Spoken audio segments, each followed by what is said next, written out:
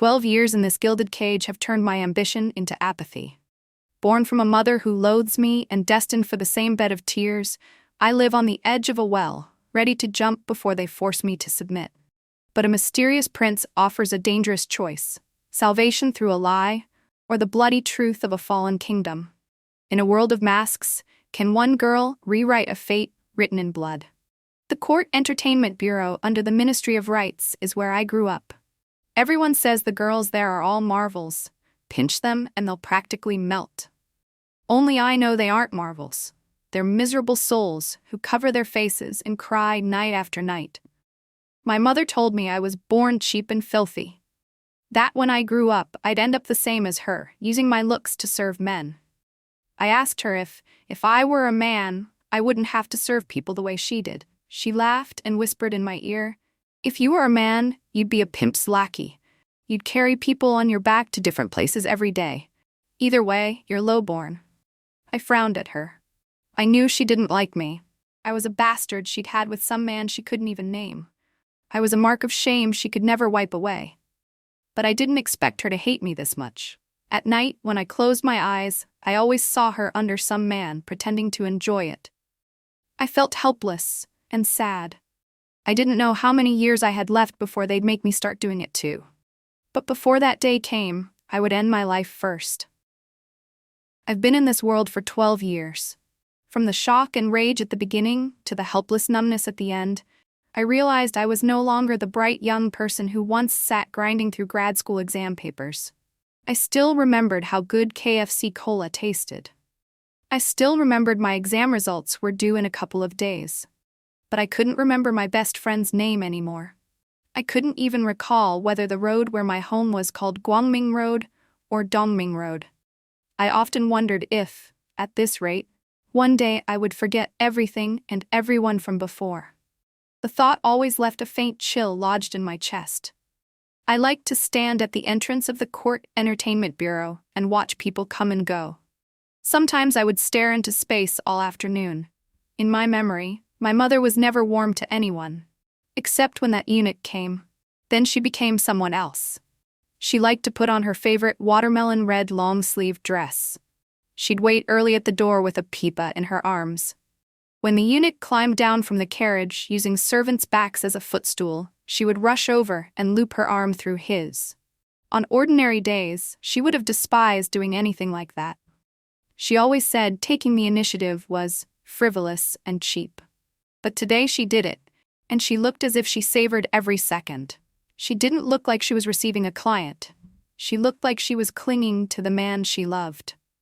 It was written all over her face, so sincere it almost seemed unreal. The eunuch was handsome, like the clean-faced scholar type from opera stories. But the young man behind him today looked even more handsome. It was the first time I'd seen him bring someone new. I didn't know if it was a newly recruited young eunuch. The girls at the door saw how pretty his features were. They all fought to hook his arm. He looked flustered and glanced at the eunuch as if he didn't know how to handle it. My mother called out to me, "Rosie, take this young master to the back for tea. Don't let them scare him." The eunuch hesitated, then nodded to the young man. The young man followed me. I took him to the back courtyard and served him tea. Steam rose with the scent of jasmine, fresh and soothing. It was tea I made for myself. I'd even scattered the flower seeds in the yard with my own hands. The girls begged me for it, and I never gave it to them. Yet today I offered it to him without knowing why. "Rosie." He cradled the cup and said my name, and I snapped back to myself. "This tea is really good. What is it called?" He stared at me with wide eyes. Only then did I realize he wasn't just handsome. There was something unworldly about him, nothing like the vulgar air of this place. "Jasmine tea." I sat on a stone stool in the yard and answered lazily, "Rosie, you see so many people here. Do you know what it means to like someone?" He asked all of a sudden. I froze. When I didn't answer, he shook his head and muttered, "You're still little. Of course you wouldn't know." "Who says I don't?" I pointed at the flowers in the yard. "So many flowers here. Which one do you like?" "Purple is pleasing. White is pure. Each has its own charm." He hesitated, torn. "Too many flowers can dazzle your eyes. When you truly meet someone, the moment they appear, you won't see anyone else." that feeling is like. As I spoke, I picked a jasmine blossom and waved it in front of him. It's the same as how, out of all these flowers, I only like this one. Rosie, you mean, too many choices make people blind and deaf, so I only need to choose the one I like best? His face brightened, as if something had clicked into place. Aren't you a eunuch? Don't tell me you can marry a bunch of people? I asked, confused, and pinned the jasmine into my hair. I'd loved doing that since I was little. Even under the blazing sun, even when the flower wilted, I wouldn't take it down. I loved the scent. It felt like the only way I could ever leave this place. I'm not a eunuch. My family is powerful. My mother gave me many booklets and told me to choose several wives, but I don't know who to pick. He reached out, curious, and touched the flower in my hair. No wonder your name is Rosie. I stared at him, lost in thought. In my world, a man can only have one woman in his heart. What did you say? He looked at me, shocked. Like how you eat with one pair of chopsticks, walk in one pair of shoes, rinse your mouth with one cup, sleep in one bed, one person gets one wife. I rattled it off in one breath. Seeing his expression go blank, I sat down and took a sip of tea. Rosie, your idea is strange, but it's new. He took a jade hairpin from his robe and slid it into my hair. When I have time, I'll come talk to you again. I smiled at him. Before long, you might have to look for me by the well. He looked at the well in the courtyard, then back at me. Not understanding. Everyone has their fate. My fate is here in the Court Entertainment Bureau. If I don't accept it, I'll have to jump into that well. Do you understand? I took the white jade hairpin out and placed it back in his hand. Rosie, have you heard of defying fate? If you trust me, I'll come when I can and redeem you. Holding the hairpin, he finally understood what I meant about the well. Hearing that, I found it funny. From childhood to now, so many people have held my face and said, Rosie, tomorrow I'll redeem you. I'll take you and your mother to a grand mansion and make you a young lady, all right? At first, my mother believed them. Later, when she heard it, she would only smile and swat them with her handkerchief. By the time I'm old and faded, you still won't come. All the girls here had heard those words, but no one ever truly saved them. They said the only girl who ever got out was Nora. An official had her carried in a soft sedan through the back door and made her his concubine. Sadly, it wasn't long before Nora was beaten to death by the main wife. When the official's enemies heard, they held it over his head for a long time. They forced him to accept a demotion to some distant post. After that, he never returned to the capital. Sure, I said, blinking at him. I'll wait for you to help me defy fate. He gave me a shy smile. When the eunuch came out, his face was still flushed. I didn't need to think to know what had happened. The girls often said eunuchs had more ways to play with women than men did, and were even more brutal. I couldn't understand it, but I'd never let curiosity drive me to watch. As usual, I carried my silver dressing case forward to collect the tips he gave. At the Court Entertainment Bureau, there was no monthly pay. If you wanted to eat and dress well, you relied on clients' rewards. He dropped the silver in and leaned down to pinch my cheek. Rosie is getting cuter, slowly turning into a real beauty. My mother straightened her clothes and tugged his sleeve. Julian, don't tease her. The eunuch turned and hugged her tightly. The nightmare is almost over. Dawn is coming. I looked up at the sky. It was broad daylight, clear and sunny. Why did he talk like it was night, unless they meant something else? By the time I understood, my mother was already gone. She left nothing for me, except a jade comb she liked to use. I remembered it was a little trinket the eunuch had given her. Later, thinking it through, I realized their dawn probably meant they were running away together. I felt relieved, and also sad. Even if my mother treated me badly, she was still my only family in this world. But it wasn't long before someone told me she was dead. They said my mother was actually a princess of an enemy state. After defeat, she disguised herself as a war captive and escaped beheading. She fled into the Court Entertainment Bureau to cling to life.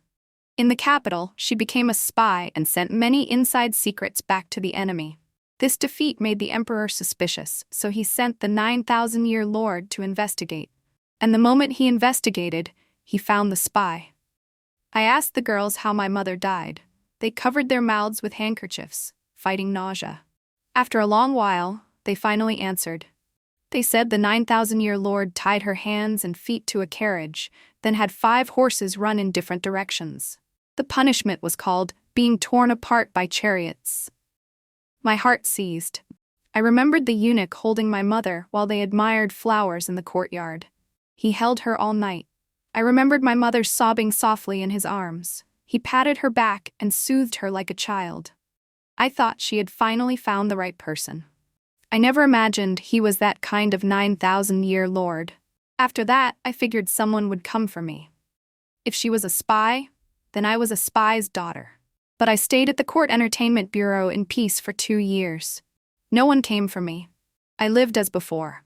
I planted flowers in the yard or stared blankly at the gate. I watched all kinds of people pass in front of me, then leave satisfied. I knew they were empty. What they wanted wasn't love, but thrills. Thrills of the mind, the kind that gave them a rare, intense satisfaction. I hated them, yet I grew used to them. One day, the girls told me my age was about right. Soon it would be my turn to receive clients. They told me to prepare myself. I took my mother's jade comb and combed my hair. In these 2 years, I'd grown into my looks. I was far prettier than before. The girls said with a face like mine, I was sure to get a good client, but I liked staring at the well in the courtyard. I kept thinking about whether it was dark inside and whether there were bugs. When the 9,000-year lord came, I was listening to insects in the yard. These quiet days were the only beauty in this world I still dared to crave. Rosie, you've got good luck. That was the first thing he ever said to me, and the only thing he said that night. That night, he sat in the courtyard and sobbed like a child. I found him noisy. The next day, he had a sedan brought and took me out of the Court Entertainment Bureau. Only after I entered the Imperial Palace did I learn the young man who had followed behind him was the Crown Prince. The Crown Prince's name was Henry Feng, the Emperor's most favored son. Rosie? The Crown Prince smiled and came over, taking my hand. The 9,000-year lord gave me a light kick. Why aren't you greeting the Crown Prince? The Crown Prince shot him a glare and pulled me into his arms. Don't scare her. I looked at the palace walls around us. For years, I'd imagined countless ways to leave the Court Entertainment Bureau. None of them worked. One sentence from him, and I was out. You're the Crown Prince? I looked up at him in shock. Yes, Henry Feng said with a smile. Rosie, you'll serve as a maid in the Eastern Palace for a while. Later, I'll arrange a proper status for you. He drew out that same jade hairpin from his sleeve and pinned it into my hair. The 9,000-year lord gave me a look, so I smiled and thanked him. At midnight, I chatted with the other maids. That was when I learned the Crown Prince already had a Crown Princess, 2 Liandi, 1 Lianyuan, and 4 Fengyi. He had spent the last 2 years marrying. Only recently had he had room to breathe. I asked them who he liked most. They said it was probably a girl named Jasmine. Whenever it was time to choose, he always said that, no matter how beautiful the 100 flowers were, none smelled as sweet as Jasmine. Whenever he had time, he would ride out in a carriage to see Jasmine. They said Jasmine liked to sit at her doorway watching the sunset, only going back inside once the sun had fully gone down. I touched the jade hairpin on my head. For some reason, panic rose in me. The Crown Princess liked to paint. Whenever she caught a servant, she would start sketching. One day she caught me and painted for a long time, but she still wasn't satisfied. I can't capture your spirit. I made you look ugly. Frowning, she crumpled the portrait into a ball and threw it on the ground. The 2 Liandi came over and pulled her away to play mahjong-style cards. She rubbed her brow and called me over to join them. Rosie, we're sisters now. Don't be so stiff. The 2 Liandi dealt leaf cards to me. Sisters? I looked at them, tense. The hairpin on your head is the Crown Prince's treasure. He carried it for a long time and never gave it to anyone. You show up and he hands it to you at once. Anyone with eyes can see what that means. As she spoke, the Crown Princess slipped me a card. The Crown Prince walked over from a distance. Seeing me getting along with them, he looked pleased. He patted my head. Rosie, these are your older sisters. If you're unhappy, tell them. I nodded, but I still felt uneasy. The 9,000-year lord often came to the Eastern Palace to discuss matters with the Crown Prince. When the Crown Prince wasn't there, the Crown Princess would receive him. One day, I peeked through the door and saw the two of them entwined. I panicked, stumbled, and made a sound. The crown princess grabbed me. Her usual gentleness vanished as she tried to kill me. The 9,000-year lord stopped her and said awkwardly, "Rosie is my daughter." Tears fell from the crown princess. She pointed at him and cursed. "I risked the crime of treason and aiding the enemy to gather information for you, and you really had a child with that woman?" "She was a princess of the kingdom of Lei. I was a general of the kingdom of Lei. If not for that war, I would have married her. Rosie is the child I had with her before I met you. The one I love most is still you." He held her gently, wearing the same expression he'd used to soothe my mother. After the crown princess left, the 9,000-year lord, impatient, grabbed me by the collar and threw me into a corner of a side courtyard. "I feel guilty toward your mother, so I lied for you. I don't know whose child you are. If you want to live, forget everything you saw today." I nodded timidly. Then I pulled a jade comb from my robe and offered it to him. "This is what you gave my mother. She forgot to take it when she left." He stared at the comb, his eyes reddening. "She didn't forget. She knew I never truly meant to take her away. I only used her. She left this comb for you so I would spare you for her sake. Since you loved her, why did you kill her?" I'd held that question in for so long, I couldn't stop myself. After defeat, she went from princess to prostitute. I went from general to eunuch. Neither of us had the face to go back. All I could do was help the kingdom of Li win. Every victory meant one less layer of shame for us. If I didn't expose her, I might be exposed. For the sake of the kingdom of Li, she had to die. He slipped the comb into his robe and walked away without looking back. When he was gone, I quickly crawled out of the muddy corner. My whole body felt sticky and wrong. I walked and walked, but I couldn't find my way back. This place wasn't like the court entertainment bureau. Every wall looked the same. Every tree looked as if it had been carved from the same mold. Nothing stood out. I don't know how long passed before I suddenly saw the crown prince. When he saw me covered in mud, he hurried over and hugged me. "Rosie, you scared me to death. They said they hadn't seen you. I knew right away you must have gotten lost." I hugged him too. "You're holding me even though I'm so dirty. Don't you mind?" He lifted me into his arms and looked at my muddy little face, smiling. "You're not as dirty as the people in this palace. Everyone has their schemes. I'm afraid that if I'm not careful, I'll lose you." When the crown princess saw me again, her smile turned stiff. The crown prince seemed to notice. He held my hand even tighter. "Crown princess, soon I plan to make Rosie a famille. When you have time, help me arrange it." "My lord, she's from the court entertainment bureau. If people in the palace learn it, they won't agree," the crown princess said, her tone sharpening with hate. "The 9,000-year lord has already handled it for me. He found her a new identity. No one will see through it." As he spoke, he picked up food with his chopsticks and placed it into the crown princess's bowl. "Fine, I'll take care of it tomorrow," she said, nodding unwillingly. That night I bathed and changed into clean clothes. I stood at the door, watching the moon. At some point, the crown prince appeared beside me. He lifted me gently and said he would take me to the lotus pond behind the eastern palace to see the moon. I didn't know where he got a boat. He'd hidden it under huge lotus leaves. With a tug on the rope by the shore, the boat slid into view. I narrowed my eyes and lay back in the boat, looking up at the moon. The moonlight we see now started traveling hundreds of years ago. It traveled for centuries before it reached our eyes. The crown prince sat at the bow.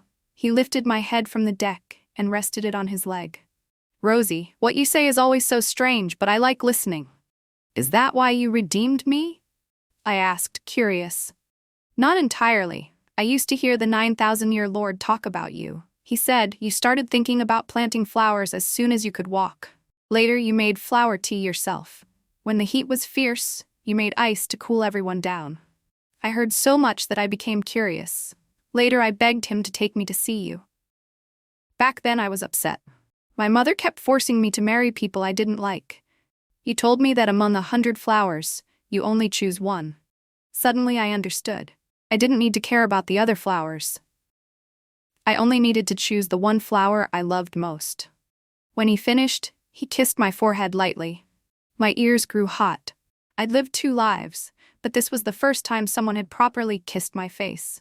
Don't be afraid of things in the palace. I'll shield you from wind and rain. He pulled over a fresh lotus leaf and held it above my face. I'll be like this leaf. I'll cover you completely. I pushed the leaf aside and stole a look at his face, fine as carved jade, red lips, white teeth. My cheeks flushed without my meaning to. After I was made a fungi, the crown prince began favoring me openly. I didn't need to pay morning respects to the crown princess. I didn't have to follow the tedious rules of the Eastern Palace. All I had to do was talk with him, eat with him, and look at the moon. But the calm didn't last. The crown princess's affair with the 9,000-year lord was exposed. I still remembered that day. The 9,000-year lord knelt on the ground, his face smeared with the crown princess's blood. The crown prince ordered the executioner to carve her to death, slice by slice. He said only that would satisfy his hatred. The 9,000-year lord was a man, yet the sight frightened him so badly his legs gave out, and he even wet himself. The crown prince dipped a finger into the crown princess's blood and smeared it across the 9,000-year lord's face. The timid, awkward boy, who once followed behind him, was gone. In his place was coldness and cruelty. I suspected you long ago. Give up every agent you have in the capital, and I'll spare your life, the crown prince said. The 9,000-year lord trembled, but still forced himself not to speak, and the crown prince tried to coax him. The 9,000-year lord swallowed.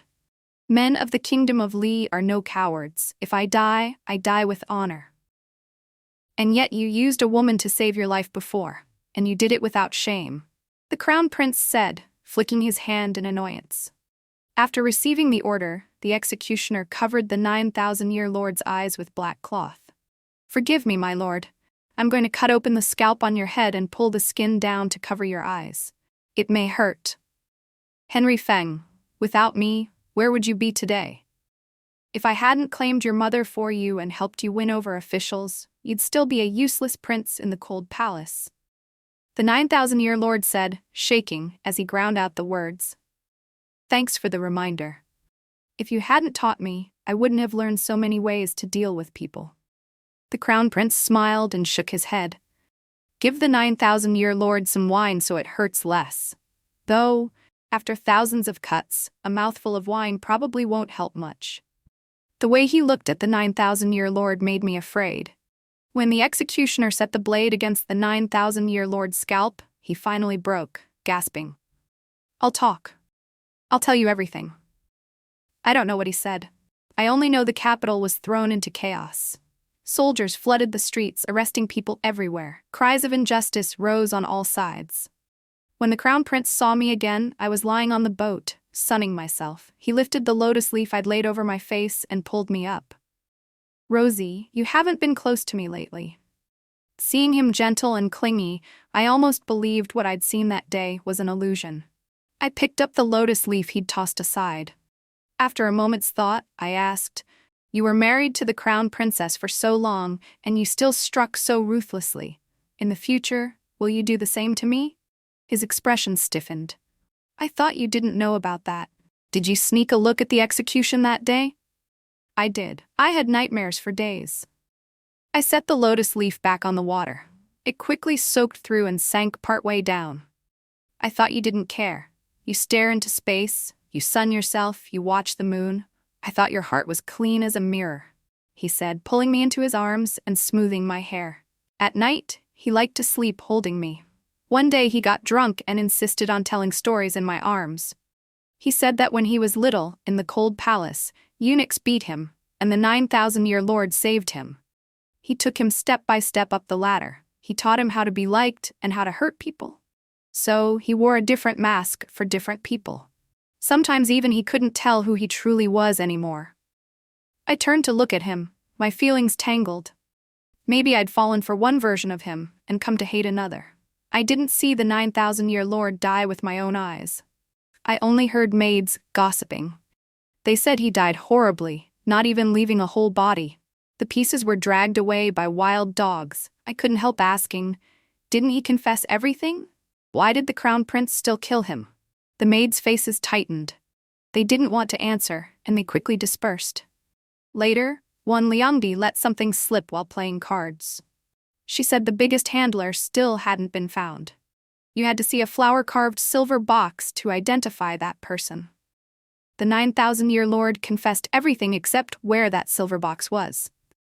So the crown prince used that as an excuse to kill him. If the silver box had been found, would the 9,000-year lord have lived? Panic rose in me, and I quickly lost the hand. The Liangdi scooped up the silver coins beside my hand and looked at me with contempt. Are you stupid? If the crown prince could kill the crown princess that brutally, what can't he do? With or without that silver box, the 9,000-year lord was doomed. That night, when the crown prince came to dine with me, he glared and drove the two Liangdi out. Jealous, he complained that I ate with them every day and didn't eat with him. Annoyed, I picked some food for him. You're the one busy all day, and you blame me for not keeping you company. He caught my hand, smiled, and kissed my cheek. My fault. I forgot to spend time with you. I smiled, cheeks burning. I didn't know why. Even after being with him so long, I still blushed. After we'd eaten for a while, he suddenly asked, Rosie, do you remember that silver dressing case you used to collect tips for your mother? The one with flowers carved on it. It was very shiny. I set down my chopsticks and chewed slowly. I hesitated, unsure whether to tell him. I had buried that box under the old tree in the back courtyard of the Court Entertainment Bureau. I meant it as a memorial for my mother, so I could visit and pay respects when I had time. Now it had become a clue for hunting agents. Do you remember? He sounded anxious, pressing again. I played dumb and shook my head. I don't remember. After my mother died, it disappeared. Maybe one of the girls took it. The veins stood out on his hand as he gripped his wine cup, as if forcing something down. I searched every girl's quarters. I didn't find it. I looked at him, frightened.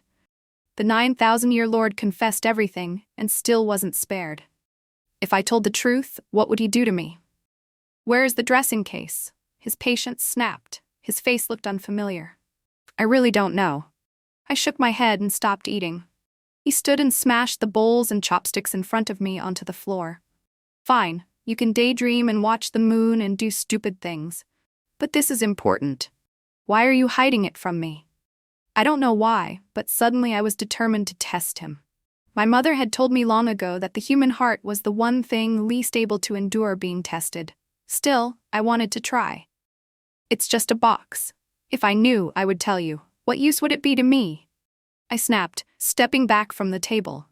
But I accidentally stepped onto broken porcelain. I winced and crouched, seeing a shard embedded in my shoe. Think carefully. Where is the dressing case? This involves enemy agents. You stayed with your mother the longest. You must know her habits. He crouched too, pulled out the shard with a pained look, and peeled off my sock.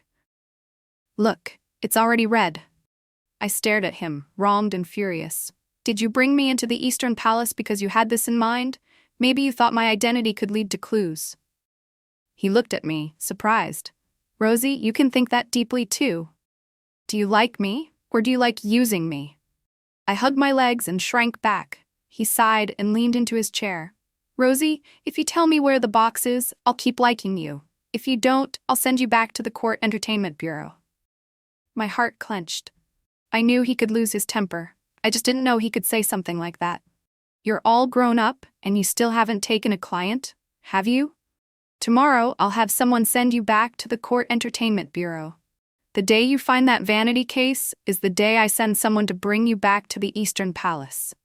He tossed out those words and walked away, not caring that I was still on the floor, arms wrapped around my legs. I didn't know what I was to him, but whatever I was worth less than the power and status he loved. The next day, servants brought a sedan chair and sent me back to the Court Entertainment Bureau. The girls all crowded out to watch the spectacle. Some of them fluttered their handkerchiefs and laughed at me. Rosie, I told you when you were little, women in the Court Entertainment Bureau can't escape.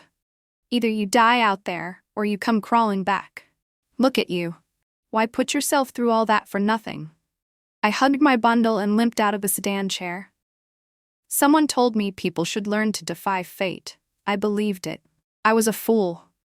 Seeing I'd given in, they didn't press me any harder. Someone took my bundle, someone hoisted me onto her back. You were probably beaten up by the legal wife. Later we'll find a servant to rub your foot. You'll be fine. Late that night, I dug the vanity case out from under the tree. I pulled some cotton from my pillow and hid the case inside. Before long, the Court Entertainment Bureau put me on the roster. When the officials heard there was a new name, they fought to book me. In the end, a minor official won. He paid out 5 full years of salary, stacking silver until the reward tray overflowed. On the day I was to receive a client, I clutched my pillow, shaking. I hesitated, then pulled the vanity case out. Maybe if I stepped out that door and presented it to the Crown Prince, we could go back to how things were, but I truly didn't want to. That kind of surface harmony was nothing but wasted effort, just another lie I told myself.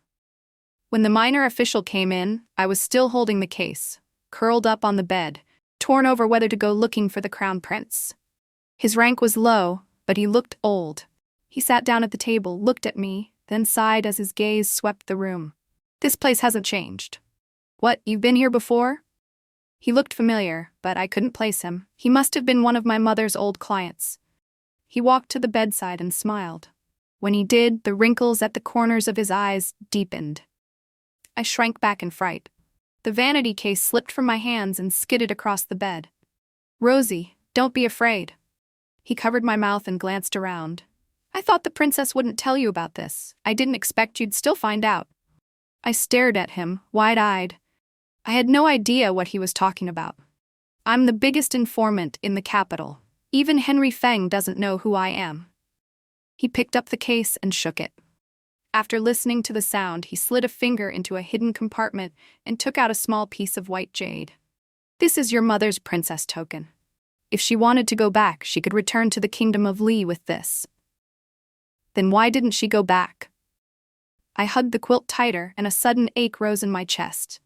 The princess wanted to wait and return with the general. His eyes reddened, but the general refused. He said if he didn't earn great merit, then once he returned, he'd never be able to hold his head up. People would only say he was a defeated eunuch. So mother didn't have to die? My chest tightened. I could barely breathe. He said nothing. Tears streamed down his face. After a long time, he nodded at me. Rosie, if you want to leave, I'll arrange for someone to send you back to the kingdom of Li as soon as possible. I stared at the case for a long while.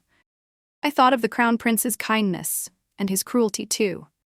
I thought of everything I'd lived through at the Court Entertainment Bureau. I stopped hesitating. I handed him the case. Send me back to the kingdom of Li. I don't want to end up like mother. After he left, I messed up my hair and tore at my clothes. No one could be allowed to notice anything off. Nothing could go wrong now. The first person to come in wasn't the girls from the Court Entertainment Bureau. It was the Crown Prince, drunk. Rosie, why won't you just give in? You clearly know where the case is. All these years I've never been wrong about anything. He muttered as he looked at me. What am I to you? When you like me, you summon me to the Imperial Palace. When you don't, you send me back to the Court Entertainment Bureau. If you want to ruin me, then stay away from me. My nose burned. He'd guessed everything, except what kind of person I was. He lifted his hand and wiped away my tears. Rosie, I don't want to hurt you. You're the whitest flower in that courtyard. When I look at you, my heart goes quiet. When you lie on the boat and watch the moon, I like watching you. The Imperial Palace is filthy everywhere. Only you are clean, and you smell sweet. Only when you're beside me do I feel like, while I'm alive, I'm actually a person. But when I'm beside you, I don't feel like I'm living as a person. I tried to pull back, but he pressed me down. I thought I wouldn't care, he said, holding me, kissing me as he began to cry. But I can't talk myself into it. I like Rosie, I really do. The next day he sobered up, and my eyes were so swollen they hardly looked like my own. In a panic, he wrapped the quilt around me. Rosie, it's my fault. I made you cry until your eyes swelled. I shouldn't have drunk last night. I came in to stop it, but I got too drunk. I never meant for anyone to hurt you. If you don't know where the case is, then you don't. I won't force you anymore, all right? Then will you take me back to the Eastern Palace? I asked, eyes red. He hesitated, then pulled out a small booklet, a written confession of guilt, and handed it to me. Sign it, and leave your fingerprint. Then I'll take you back to the Eastern Palace." I flipped through it. It described the inhuman torture my mother suffered in the Court Entertainment Bureau. It also described how Henry Feng was dismembered. It said they were punished for defying the will of heaven. The Kingdom of Li was a nation of unforgivable evil, and anyone who helped the Kingdom of Li would be struck by divine retribution. "You know we lost the war, and we still haven't found the biggest spy," the Crown Prince said, holding me as he coaxed me. "If we don't write something to stir people up, how will we win the next battles? I want Mother to have some dignity left. She shouldn't have to live under people's spit." I set the booklet down and tried to hand it back. His eyes darkened. The arms around me slowly loosened. "Was last night's lesson not enough? Do you want to be like your mother, pleasing different men under them every day?" "You're right. I like pleasing different men. I'm happier here than in the Imperial Palace because I don't have to worry about when Henry Feng will turn into someone else, and I don't have to worry about what you'll come up with next to deal with me. When I was little and I saw you, I said it then. My fate is here in the Court Entertainment Bureau. If I refuse it, I'll jump into a well. No one can force me to do what I don't want." It was the first time I ever said something so cruel to him, and the last. His face flushed with rage. When he slammed the door, he left me with one sentence. "Just as I thought. A child raised in the Court Entertainment Bureau, born with a cheap, filthy fate." When the minor official booked me again, I knew he'd already arranged the escape route, but I didn't expect the Crown Prince to come again that night. He stood outside my door and didn't come in. "Rosie, after I went back to the Eastern Palace, I went alone to the boat to look at the moon, but it felt like something was missing. Back then, I used to deliberately have the carriage pass the Court Entertainment Bureau. I liked watching you stare blankly at the doorway. You'd stare for an entire afternoon. When the sun sank, you'd go back inside. And I'd think, why does the sun sink so fast? Just take it as me being wrong. Don't be angry with me anymore, all right?" I didn't wait for him to finish. I left with the minor official. We climbed out through a window of the Court Entertainment Bureau, and he led me out by water. He blew out the lamp at the bow. "This water route takes 3 days. Better to be careful." Standing at the bow, he sighed. "When I found the princess back then, those men in the Court Entertainment Bureau had tortured her until she barely looked human. I walked this river route alone, through the rapids, thinking that one day I'd bring her home. But it's never going to happen." "Why didn't Mother tell Henry Feng your identity?" I hugged my knees on the boat and looked up at the sky. The moonlight tonight was dim, and everything felt bleak. "I don't know. Maybe she left herself a way out." He sat beside me, also hugging his knees. "I knew the princess when I was young. When I came to the Kingdom of Qin as a spy, I learned she was already engaged to the newly appointed general." "Did you love my mother?" I didn't know why I asked. He didn't answer. He only looked at the moon with me. I turned and looked at him and caught a faint glimmer of tears in his eyes. After 3 days, we switched to fast horses. He told me that once we crossed the grassland ahead, we would be in the Kingdom of Li. A large force was stationed there. Once we reached it, we would be safe. I never imagined the Crown Prince would come after us at a time like this. The minor official frowned and told me that unless we ran a few horses to death, those people would never catch us. He asked what I had taken from the Crown Prince to make him chase us like this, without caring about his life. I thought and thought, but I couldn't give a real answer. Maybe he wants to send me back to the Court Entertainment Bureau again, to force me to admit I should listen to him. The riders behind us fired arrows. "Rosie, stop! If you go any farther, don't blame my arrows for not having eyes." I didn't turn around. I already knew who it was. Henry Feng hadn't taught him anything else, only how to threaten people. The minor official clamped his legs to the horse's belly and cracked the whip hard. We didn't stop. We went faster still. Whether it was luck or heaven taking pity on me, our horse ran straight into a patrol unit. I heard the hoofbeats behind us slow. "Your Highness, you can't go farther. If you do, we'll all die." I looked back and saw the Crown Prince snatch a whip from an officer. He rode alone on a fast horse, closing in. He knocked an arrow and shot at the minor official. The minor official pressed me to his chest. "Don't lift your head." He raised my jade token and shouted, "I am Victor Pei of the Kingdom of Li, bringing the princess's orphaned child back to claim her kin." When the patrol soldiers heard him, they formed up behind shields and loosed arrows at those behind us. The crown prince called my name from behind, riding hard. "Rosie, come back to the Eastern Palace with me, all right?" "Henry Feng, I don't want to go back with you." Curled in the minor official's arms, I answered him. I don't know if he heard. "Your Highness, what's wrong?" The shouting behind us suddenly stopped.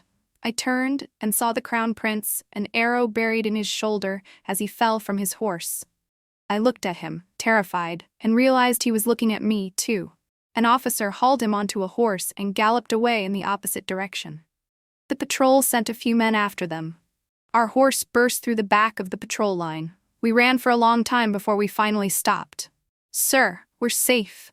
I turned back, a little giddy, only to see his head loll, his eyes already unfocused. The patrol counted the arrows in him, 15 in all. They had shot him into a sieve, yet he kept shielding me as he drove forward. I knew the one he wanted to protect wasn't me. It was my mother. The person he had always wanted to protect with his life would never return to her homeland after all. But I knew that once he went down there, his face would finally have dignity.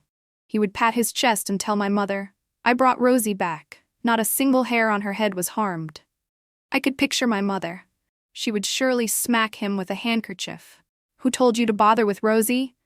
I don't even like her. Don't do something this stupid again." After I returned to the Kingdom of Li, I used the jade token to claim my kin. To keep up appearances, they ordered historians to write my identity into the official records. The court historian asked me, "Little princess, are you the child of the general and the princess?" I shook my head. "I'm the child of Victor Pei and the princess." Many years later, I had already entered my final years, but I still couldn't break my habit of watching the moon. The maids wheeled me out onto the grassland and tucked a blanket around me. "Auntie, have you ever had someone you truly loved?" Daisy held my hand. What she liked most was clinging to me and listening to my stories. Maybe I did. I narrowed my eyes in the rocking chair, smiling up at the moon. What was he like? "Daisy will go find him for you." Daisy lay beside me, fiddling with the fringe of my blanket. Him. He liked to lay a lotus leaf over my face. He liked to smile as he watched me. "Auntie, the person you liked is so strange." She stared at me, thinking for a long time. Then she leaned in and whispered, "Auntie, I've heard of someone just as strange. Do you know the Emperor of the Kingdom of Qin? People say he never truly loved anyone in his whole life. They say when he was crown prince he married several women, but after he became emperor, he drove them all away. He always told people you can only eat with one pair of chopsticks, you can only sleep in one bed, and one person's lifetime is only enough to like one person. Many years ago, when he was about to die, he had people place him on a boat at the Lotus Pond. He said he wanted to watch the moon. Isn't that strange?" The more Daisy spoke, the heavier my eyelids grew. A lifetime isn't long. If you can't wait for the one you love, then watching the moon isn't so bad.